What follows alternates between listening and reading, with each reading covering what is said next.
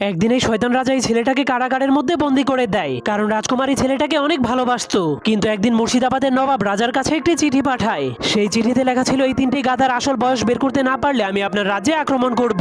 এজন্য রাজা নিজের রাজ্যকে বাঁচানোর জন্য বিজ্ঞানীদেরকে এই গাধাগুলো সঠিক বয়স বের করতে বলে, কিন্তু কেউ এই গাধাগুলোর সঠিক বয়স বলতে পারেনি। এজন্য রাজকুমারী লুকিয়ে লুকিয়ে সেই ছেলেটার কাছে গিয়ে বিষয়টা জানায়। তখন ছেলেটা বলে, তুমি গাধাগুলোকে 1, 2 এবং 3 বছর পুরনো রুটি খেতে দিবে, তাহলে গাধাগুলো নিজেদের বয়স অনুযায়ী সেখান থেকে রুটি খাবে। যার ফলে রাজা সেই গাধাগুলো সঠিক বয়স বের করতে পেরে রাজকুমারীর উপর অনেক খুশি হয়ে যায়। এটা দেখার পর নবাব অনেক রেগে রাজাকে আবার একটা চিঠি পাঠায়। সেই চিঠিতে লেখা ছিল, এই তিনটি ছুরির মধ্যে কোনটি সৈনিকের, কোনটি কৃষকের এবং কোনটি ভদ্রলোকের আপনাকে সঠিকভাবে খুঁজে বের করতে হবে। এবার ছেলেটা রাজকুমারীকে আগুন জ্বালিয়ে সেই ছুরিগুলোকে মাটিতে গেড়ে দিতে বলে। এরপর যেটার ভেতর থেকে রসুনের ঘ্রাণ বের হবে সেটা হবে কৃষকের, আর যেটার ভেতর থেকে সেন্টের ঘ্রাণ বের হবে সেটা হবে ভদ্রলোকের, এবং যেটার ভেতর থেকে রক্ত বের হবে সেটা হবে সৈনিকের। তখন সবগুলো সঠিক উত্তর দেখার পর নবাব হার মেনে যায়। এরপর রাজা রাজকুমারীর কাছ থেকে আসল